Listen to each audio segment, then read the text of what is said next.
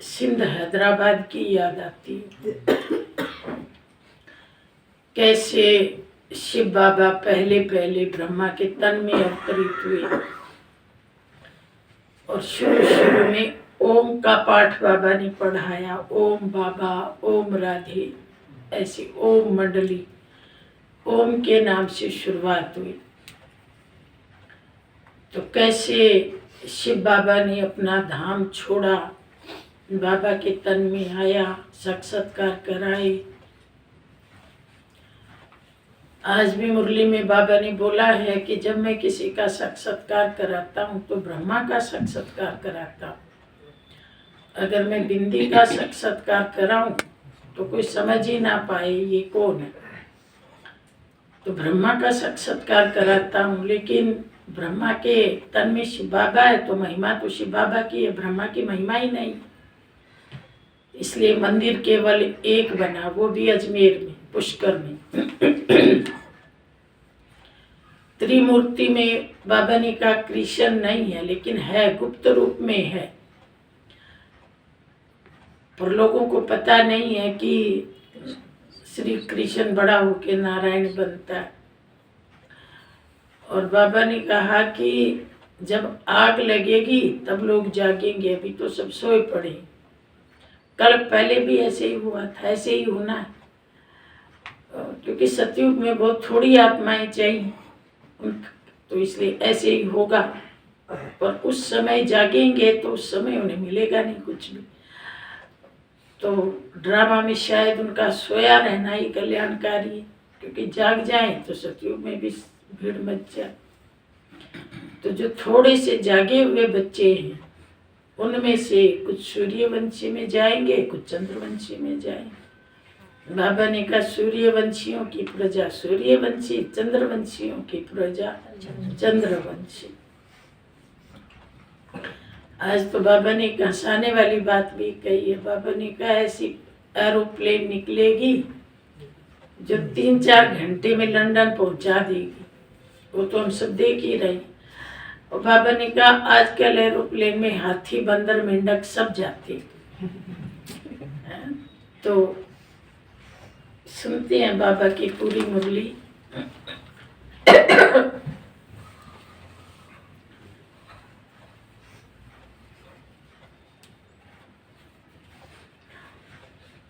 मीठे बच्चे, 19 तारीख के बाबा के महावाक्य हैं। शिव बाबा इस समय तुम्हारे सामने हाजिर नाजिर है।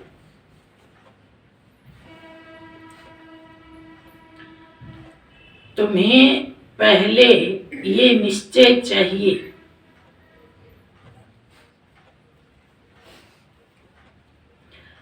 कि हमको पढ़ाने वाला स्वयं शिव बाबा है।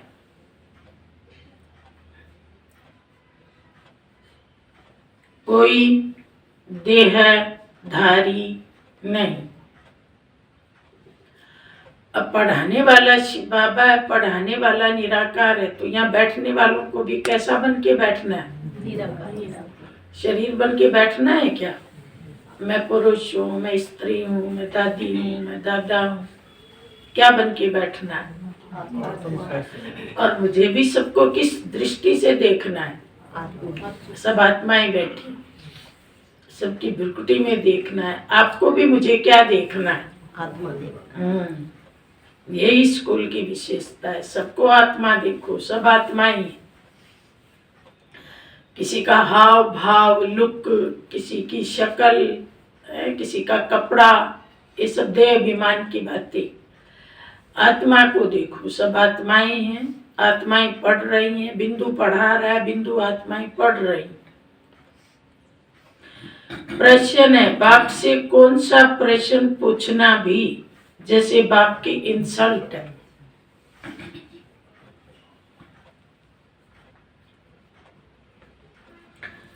बाबा ने कहा बच्चे बाप से पूछते हैं, बाबा आपकी इस तन में पधरावणी कब तक है? भाई आप कब तक आते रहोगे ब्रह्मा के तन में?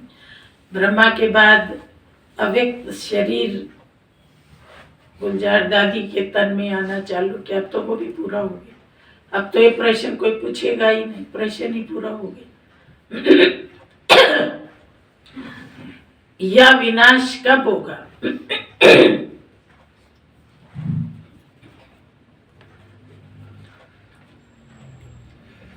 बाबा कहते, ये जैसे तुम मेरी इंसल्ट करते हो। मेहमान से पूछना कि आप बाकी कितने दिन रहेंगे, भाई कब तक रहोगे, कब जाने का है, टिकट कब की है। ये तो इंसल्ट हुई ना। वो अलग बात है कि आजकल मधुबन भी सब फाइनल करके भेजता है किस दिन आना है, किस दिन जाना है। हमारे जैसे भी कहीं आते जाते हैं तो पहले से बताते हैं, बहन जी इतने बजे आएंगे, इतने बजे चले जाएंगे, उस सुविधा के लिए। पर पुराने जमाने में नहीं पूछते थे लोग, कोई आता था तो। मेहमान से पूछना कि आप बाकी कितने दिन रहेंगे, ये तो इंसल्ट हुई ना। कहेंगे क्या मैं तुम्हारे लिए बोझ हो पड़ा? शिव बाबा तो जब तक यहाँ है तब तक तुम बच्चे खुश होना, इसलिए ऐसे प्रश्न बाप से नहीं पूछने चाहिए।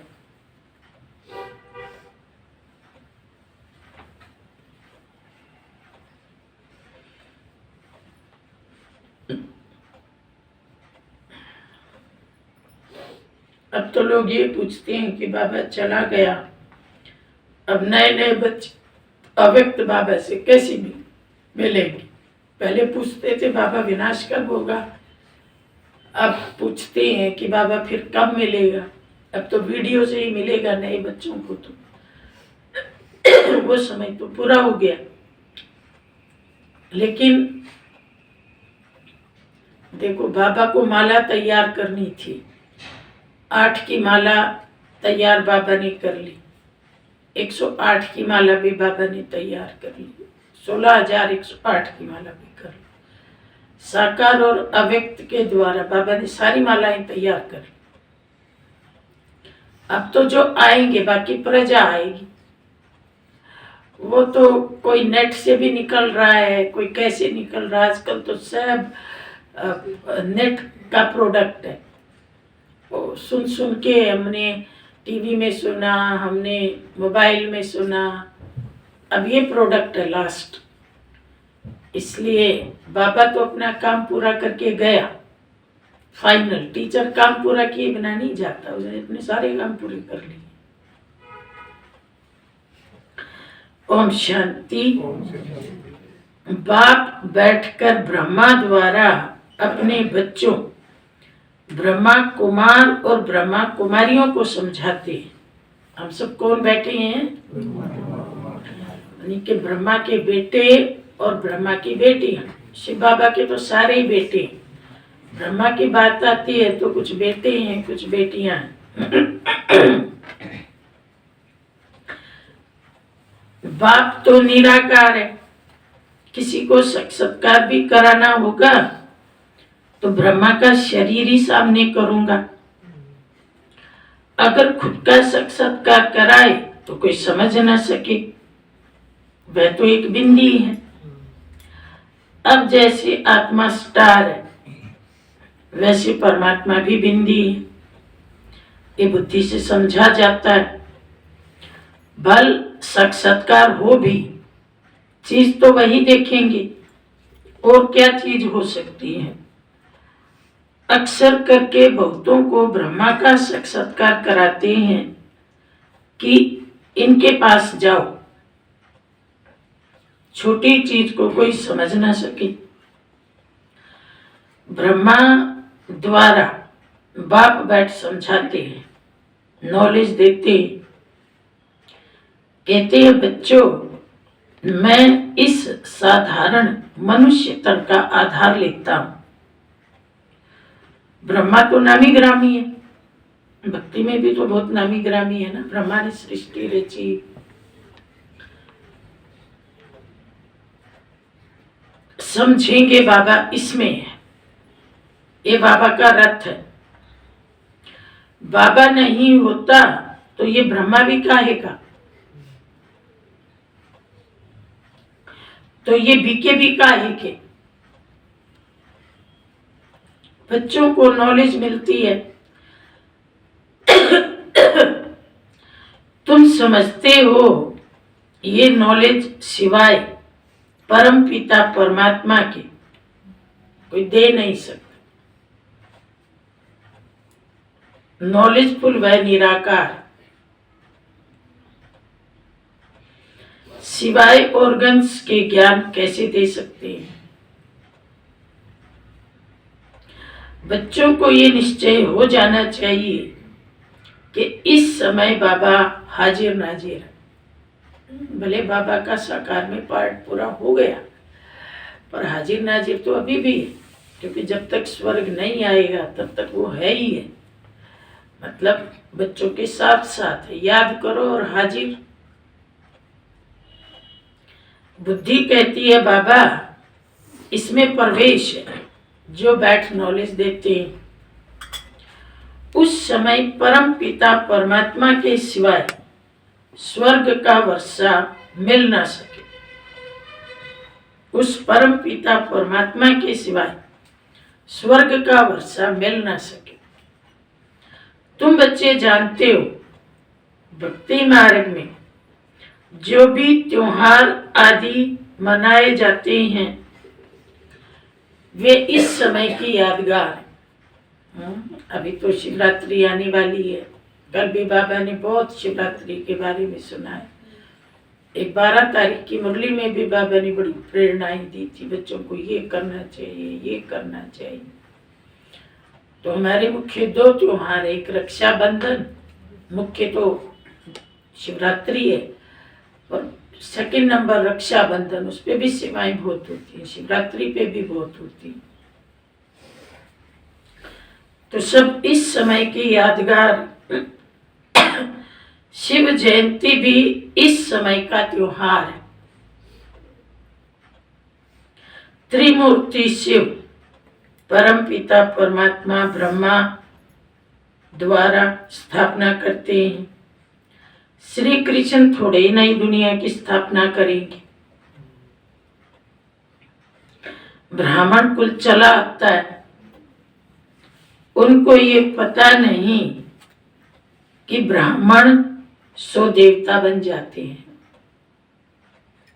ब्रह्मा की औलाद तुम ब्राह्मण। जो भी मनुष्य मात्र हैं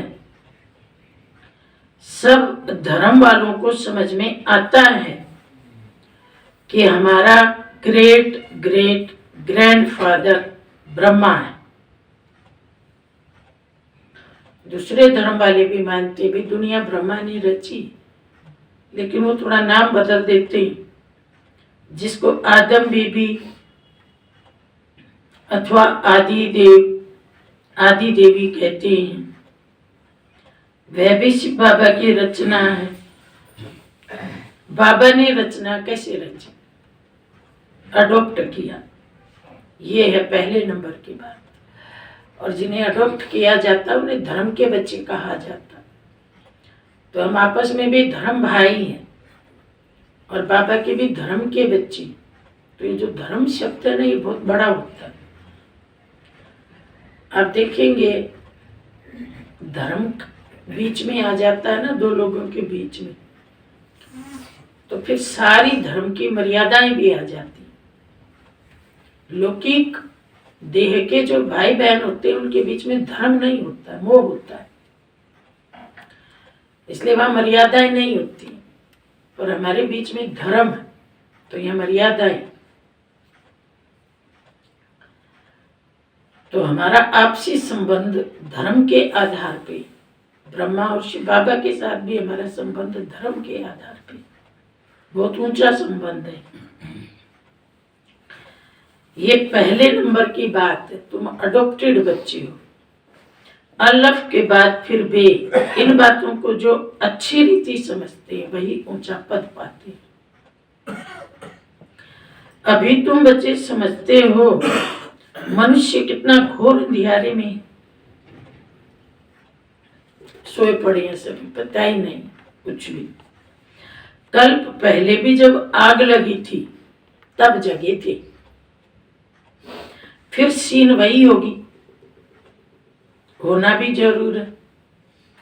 दूसरे धर्म वाले इन बातों को समझेंगे नहीं, ना पुरुषार्थ करेंगे।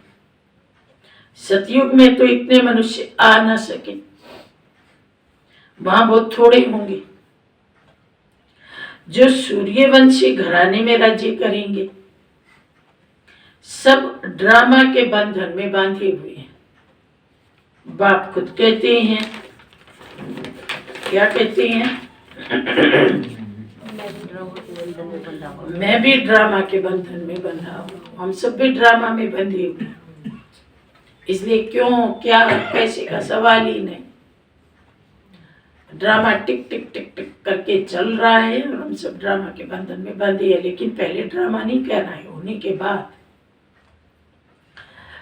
कोई बात का रिस्पॉन्ड ड्रामा में होगा तो बताऊंगा। ड्रामा का सारा राज अभी थोड़ा ही बताऊंगा। मेरे में भी तो पार्ट नुंधा हुआ है। जैसे जैसे इमर्ज होता जाता है तुमको समझाता जाता हूं। सब कुछ ड्रामा अनुसार ही चलता है, उसमें फर्क नहीं पड़ सकता। ड्रामा में नहीं होता तो रिस्पॉन्ड करेंगे नहीं। ऐसे नहीं कि अभी बता दूंगा कि इतने साल। बाबा से पूछते, बाबा कब तक इस शरीर में मुसाफरी करेंगे? तो बाबा बताएंगे नहीं। ड्रामा में है नहीं तो क्या कर सकते हैं? बताने का रोल ही ड्रामा में नहीं है तो क्या कर सकते हैं? ड्रामा में होगा तो बताएंगे। मैं आया हूं तुम बच्चों को पढ़ाने, मैं तुम्हारा बाप भी हूं। तुम गाते हो, तुम माता पिता, हम बालक तेरे। तो अब मैं वही पार्ट बजा रहा हूं, माता पिता वाला। माता पिता, बंधु, सखा, सब सारे रोल एक साथ। मेरा फर्ज है तुमको शिक्षा देना। मुझे कहते हैं ज्ञान का सागर, मनुष्य सृष्टि का बीज रूप। चेतन बीज तो सब कुछ बताएगा ना। इस झाड़ पर बैनन ट्री का मिसाल दिया जाता है। कलकत्ते में बैनन ट्री है, यानी कि बड़का झाड़, बहुत फैला हुआ है। गवर्नमेंट ने उसके चारों ओर फेंसिंग कर रखी।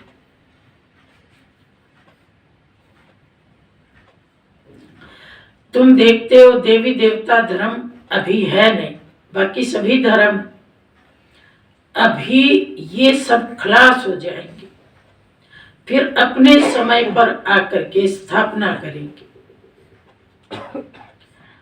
मैं देवता धर्म की स्थापना कर रहा हूं। कैसे डायरेक्ट महावाक्य, मैं देवता धर्म की स्थापना कर रहा हूं। तो ये जो मैं है, ये बोलने वाला देखो कौन है? छोटा सा बिंदु बोल रहा है। कितनी अथॉरिटी है उसके पास। मैं देवता धर्म की स्थापना कर रहा हूं। जब वह धर्म प्राय लोप है, चित्र हैं, यादगारें हैं, परंतु ये किसी को पता नहीं कि देवी देवता धर्म कब था, कहां गुम हो गया। सिर्फ कहेंगे लक्ष्मी नारायण का राज्य था। ये शास्त्र आदि सब भक्ति के लिए, नहीं तो 2500 साल बच्चे क्या करें? सतयुग त्रेता पूरा हो गया, द्वापर में दुख शुरू हो गया। दुख से मुक्ति के लिए क्या करें? तो भक्ति तो चाहिए। वेद, शास्त्र, पुराण, मंदिर, वो भी वैरायटी प्रकार की। जैसे बाजार में वैरायटी चीज है, किसी को इस कीमत की पसंद आती है तो मंदिर भी भिन्न भिन्न बनेंगे, इष्ट भी भिन्न भिन्न बनेंगे। किसी का इष्ट ये, किसी एक से तो सारे राजी नहीं होंगे। तो कितना बड़ा झाड़ है भक्ति का, 2500 साल। जैसे माँ बाप नहीं होते हैं ना, तो बच्चे को झुनझुना पकड़ा देते हैं कि इससे खेलते रहना। तो भगवान ने कहा मैं तो हूं नहीं, तो झुनझुना बजाते रहो जब तक मैं आऊं। रोए नहीं बच्चा। थोड़ा दुखी हुआ मंदिर चला गया, थोड़े दुखी हुआ चित्रों के सामने बैठ गया, थोड़ा कुछ अच्छी खुशी हुई, भोग लगा दिया, कोई प्रसाद बांट दिया, सब मिल लिए, मिल के प्रसाद खा लिया, खुशी हुई। तो जब तक भगवान आए तब तक तो ये झुनझुना 2500 साल बजाना ही। तो बाबा कहते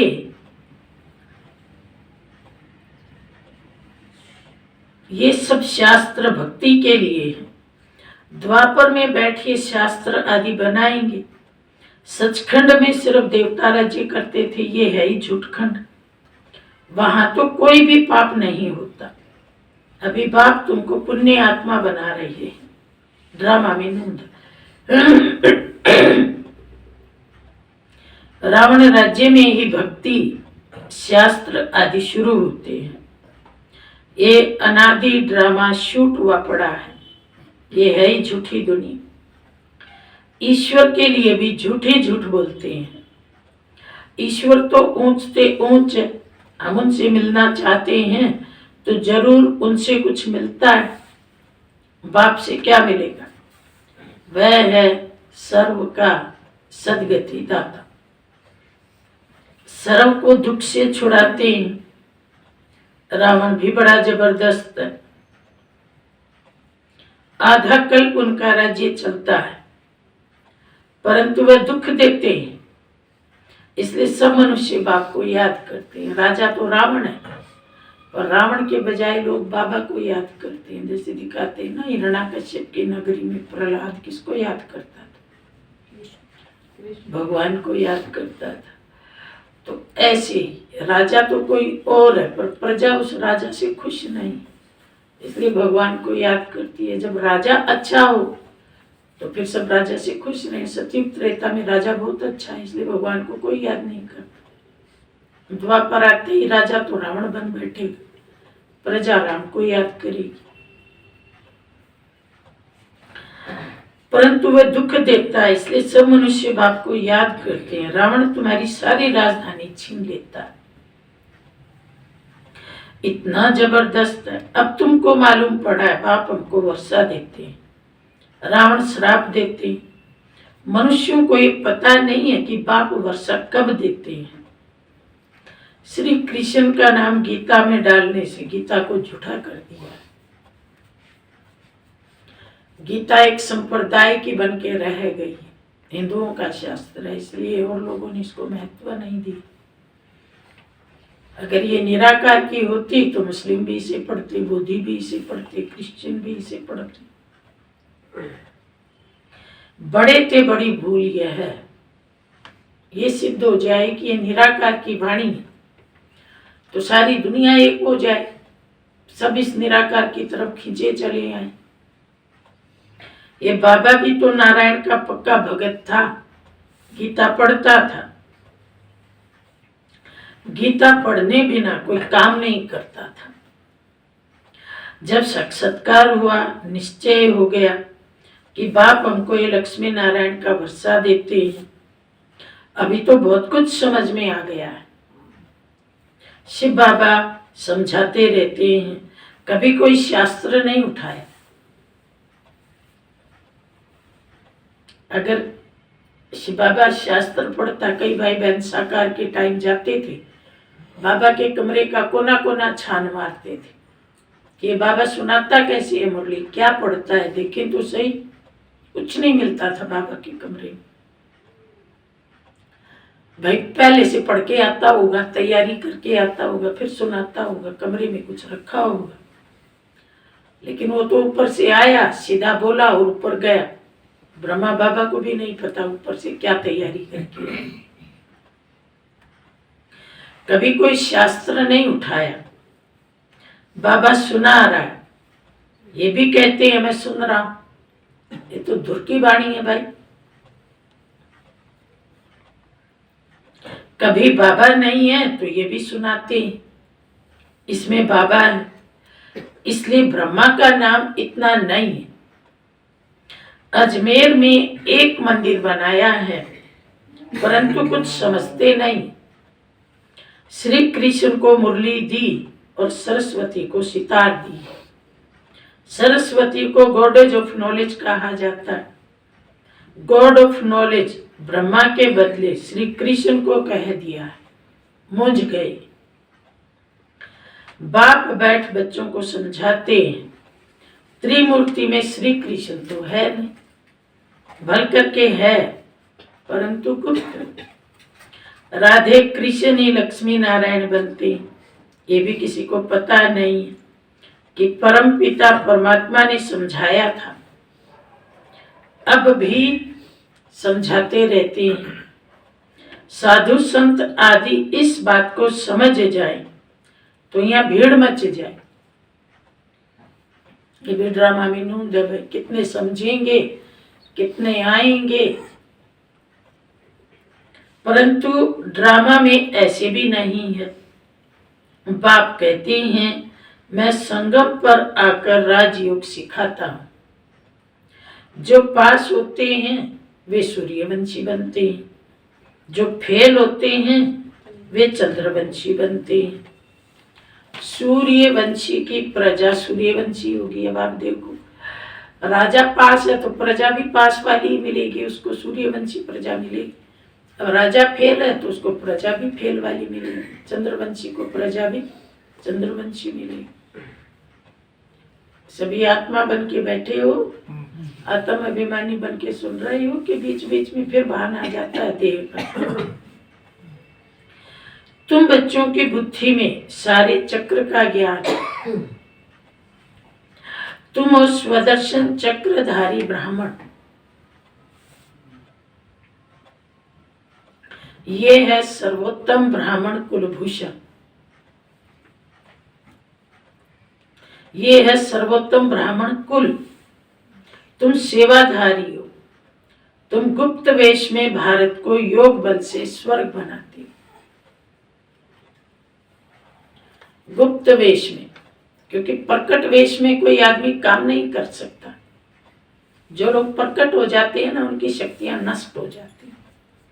आप बीज को ही देख लो, बीज जमीन के नीचे है, गुप्त काम करेगा तो ही पेड़ बनेगा। वो बीज कहता है, नहीं जी मुझे सब देखें, मेरा भी नाम होना चाहिए, मैं भी कुछ हूं, वो नष्ट हो जाएगा। नाम वाले का कुछ भी नहीं बचता। नाम वाला यहीं कमा के यहीं खा लेता, उसका नाम हो गए। भाई बहन जी बहुत अच्छा काम करती है, बहन जी का भाग्य तब बनेगा जब बहन जी 2-4 गालियां खाएगी। नाम वाले का दुनिया में नाम है बड़ा बड़ा, उनको मिलता क्या है? कुछ नहीं मिलता। इसलिए दुनिया में जिसको नाम चाहिए उस सतयुग में झाड़ू लगाएगा, पक्का समझो। जो यहाँ गालियां खाएगा वो सतयुग में राजा बने। ब्रह्मा बाबा ने सबसे ज्यादा गालियां खाई। सबसे ज्यादा गालियां किसने खाई? हीरे जवाहरात का व्यापारी, सबसे बड़ा राजा, सबसे ज्यादा परोपकारी, सबसे बड़ा दानी, माताओं बहनों की इज्जत करने वाला, कभी क्रोध नहीं किया, कभी उसने कोई अयुक्त आहार नहीं खाया, फिर भी सबसे ज्यादा गालियां खाई। इतना गुणवान, इतना चरित्र। तो देखो सारी दुनिया का, त्रिभुवन का मालिक बनेगा। गुलाब का फूल भी गुलाब कैसे बनता है? जब उसकी जड़ों में अपन सबसे खराब वाली खाद डालती, अब वो भी कहीं मेरी जड़ों में सेंट डालो, कभी गुलाब नहीं बनेगा। तो इस दुनिया में जिसको मान चाहिए, इज्जत चाहिए, शान चाहिए, वो बेचारा गया काम से।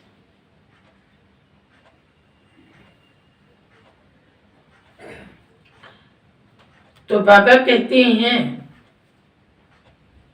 तुम बच्चों की बुद्धि में सारे चक्र का ज्ञान है। तुम हो स्वदर्शन चक्रधारी ब्राह्मण। तुम गुप्त वेश में भारत को योग बल से स्वर्ग बनाते हो। तुम्हारे लिए स्वर्ग जरूर चाहिए। पुरानी दुनिया को खत्म करना पड़े। श्रीमत पर तुम अपनी राजधानी स्थापन कर रहे हो। हमारे सिर पे तो श्रीमत। अब भाई बाबा ने क्या बोला, ऐसे कर। बाबा ने क्या बोला, ऐसे कर। बाबा ने क्या बोला, ऐसे कर।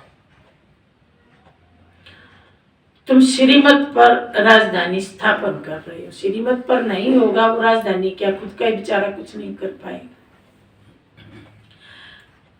यादवों की लड़ाई खत्म होनी है, पांडव राजा स्थापन कर रहे हैं नई दुनिया के लिए, पुराने भंभोर को आग लगनी है, ये भी समझते हो। बाकी कितने दिन होंगे? बहुत थोड़े। बाकी कितना समय? देखो पांडवों ने भी क्या किया, एक एक बना रसोईया भीम, अर्जुन बना वो डांस सिखाने वाला, और सबसे बड़ा था युधिष्ठिर, वो बना कंक, राजा के दरबार में बैठता था, और द्रौपदी बनी बाल संवारने वाली, और बाकी दो थे वो घोड़े संभालने वाले, छोटे दो थे। इतने बड़े पांडव जिनके साथ भगवान है, और जो सदा सत्य बोलते हैं, जो धर्म पे अडिग, किसी के साथ अन्याय नहीं करते, वो गुप्त वेश में क्या कर रहे हैं?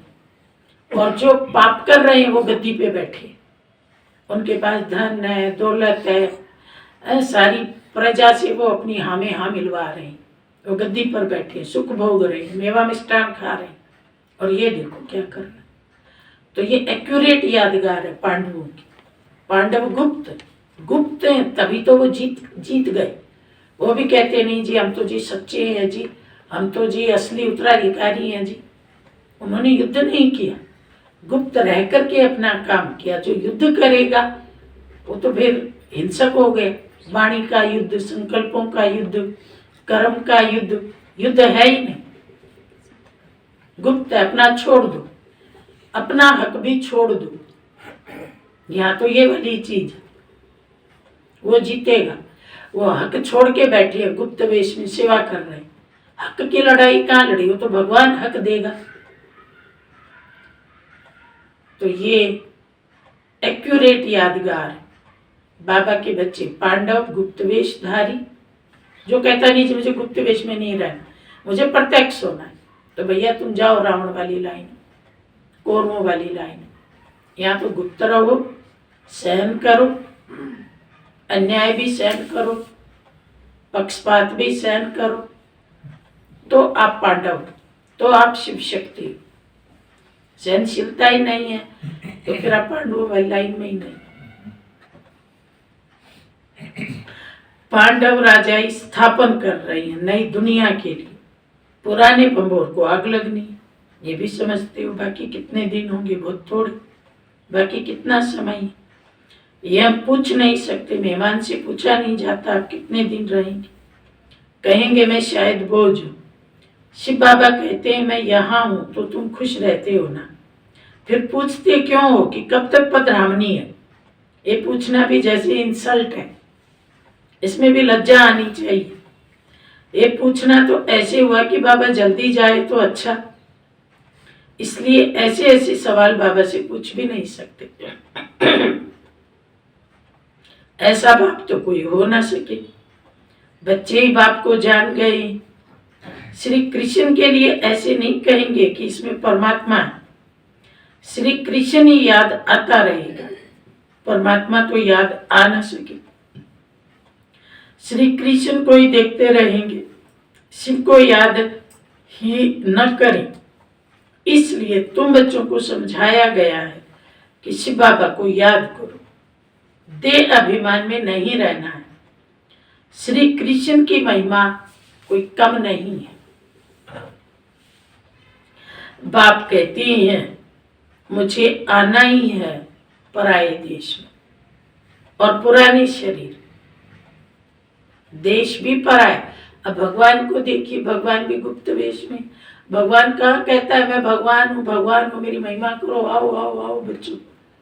जो सबसे बड़ी अथॉरिटी है वो भी गुप्त आता है, गुप्त चला जाता है, पता भी नहीं। वो कहता है मैं गुप्त ही ठीक हूँ, मुझे ज्यादा शोभा जी मुझे नहीं चाहिए। बाबा आते थे रेलवे स्टेशन पे, कहते थे कोई बच्चा मुझे मिलने ना आए। अरे बच्चों में सेंटर पे पहुंच के सबसे मिलूंगा। पहले तो इतने साधन भी नहीं होते थे, किराए की गाड़ियां करके स्टेशन पे आए बच्चे, कोई नहीं आएगा, मैं स्टेशन से अपने आप सेंटर पहुंच जाऊंगा। ब्रह्मा के तन में तो शिव बाबा होते, कोई फूल माला चढ़ाए, कुछ नहीं चाहिए, सिंपल। तो बाप कहते हैं मुझे आना ही है पराये देश में, पुराने शरीर में। श्री कृष्ण तो रावण के देश में आ न सके। अब तुम जानते हो कि श्री कृष्ण की आत्मा पुनर्जन्म लेते लेते अब इस शरीर में है।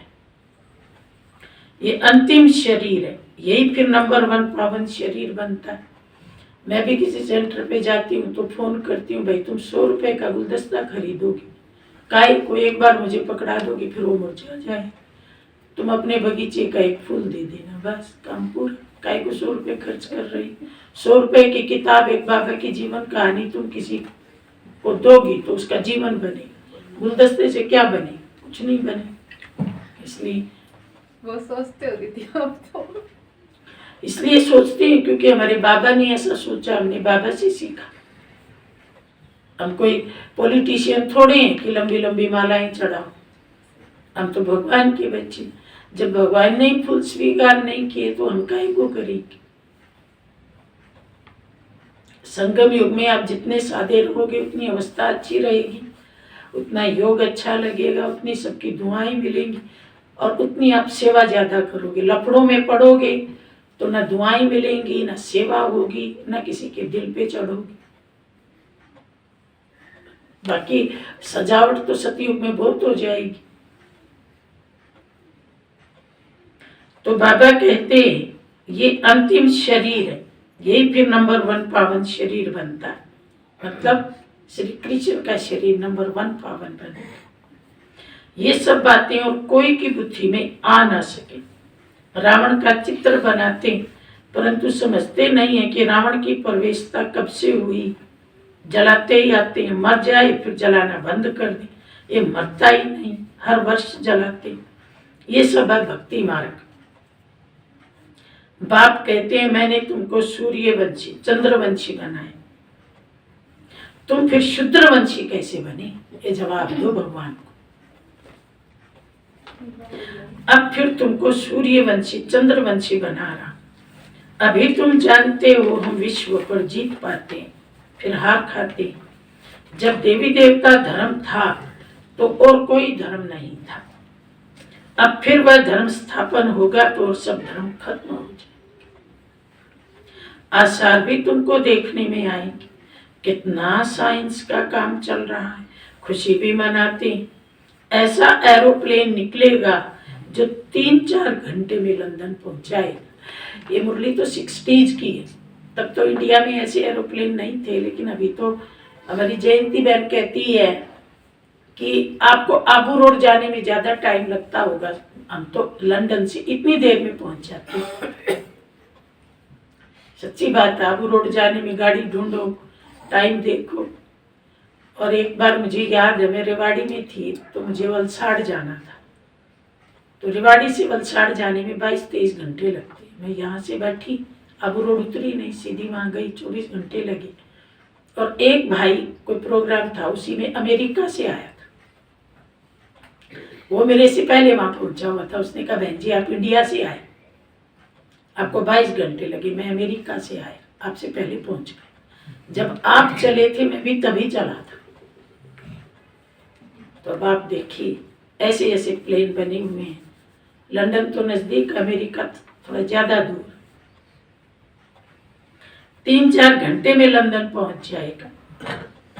आजकल एरोप्लेन में हाथी, बंदर, मेंढक सब जाते हैं। ये सुख के लिए भी है तो दुख के लिए भी है। वहां विमान में घूमते हैं।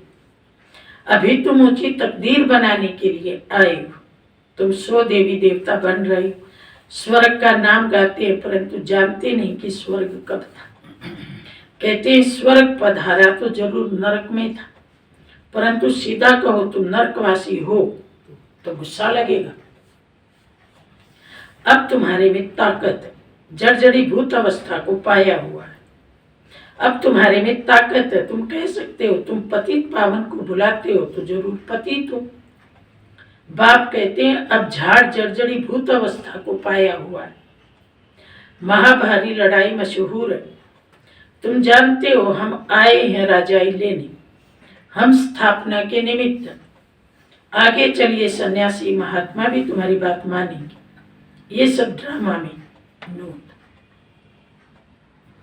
अभी तो गीता जयंती मनाई थी शांतिवन में 3 दिसंबर को।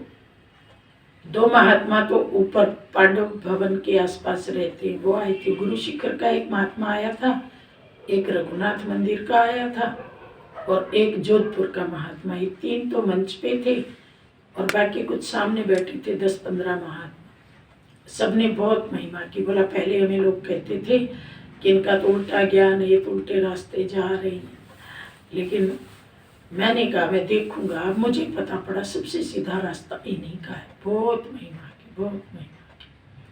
तो अब संत महात्मा भी समझते जा रहे हैं, लास्ट में समझने का समय है। अच्छा, मीठे मीठे सिकिल दे बच्चों प्रति माता पिता बाप दादा का याद प्यार और गुड मॉर्निंग। रूहानी बाप के रूहानी बच्चों को नमस्ते।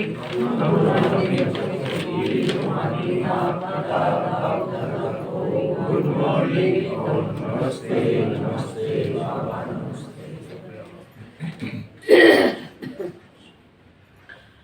अब है जी धारणा के लिए मुख्य सार। पॉइंट नंबर 1, गुप्त रूप में योग बल से भारत को स्वर्ग बनाने की सेवा करनी। गुप्त रूप में योग बल से भारत को स्वर्ग बनाने की सेवा करनी है। रूहानी सेवाधारी बनना है।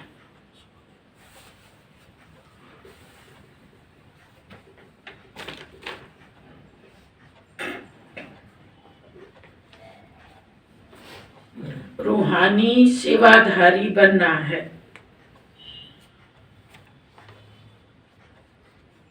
पॉइंट नंबर 2, हमारा सर्वोत्तम ब्राह्मण कुल है।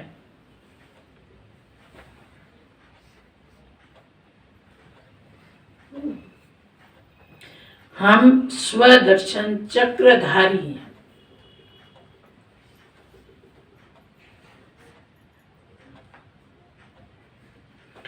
इस नशे में रहना है।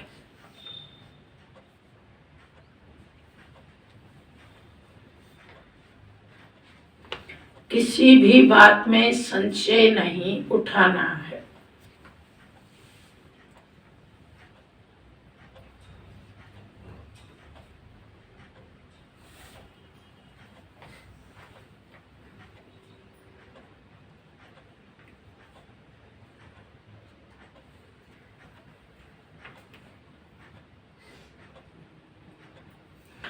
वरदान है प्यारे बाबा का,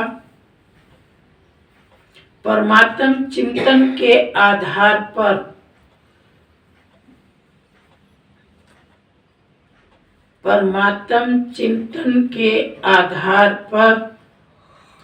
सदा बेफिक्र रहने वाले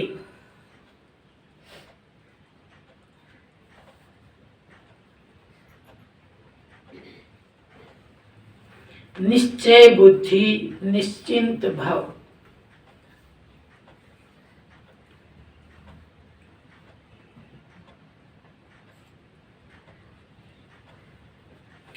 परमात्म चिंतन के आधार पर सदा बेफिक्र रहने वाले निश्चय बुद्धि निश्चिंत भव।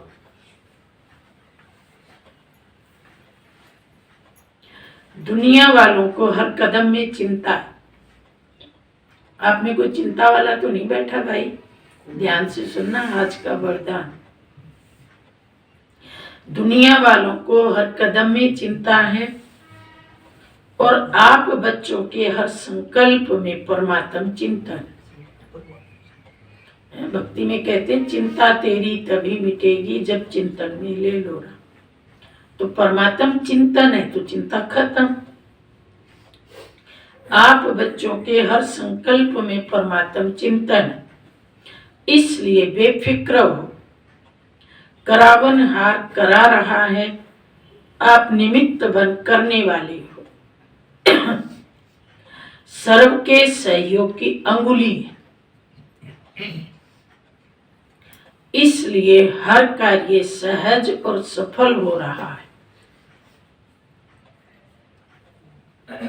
सब ठीक चल रहा है और चलना ही है।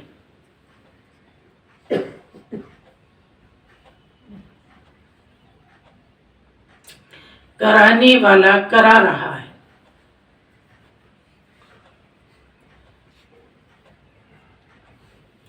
हमें सिर्फ निमित्त बन तन मन धन सफल करना है।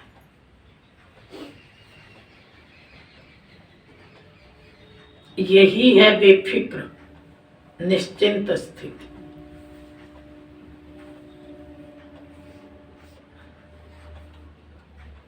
कराने वाला करा रहा है, हमें तन मन धन सफल करना है। स्लोगन है मीठे बाबा का, सदा संतुष्टता का अनुभव करना है तो सबकी दुआएं लेते रहो। सदा संतुष्टता का अनुभव करना है तो सबकी दुआएं लेते रहो। कोई भी हो, सबकी दुआएं लो। संगम युग की सबसे बड़ी दौलत दुआओं की दौलत है।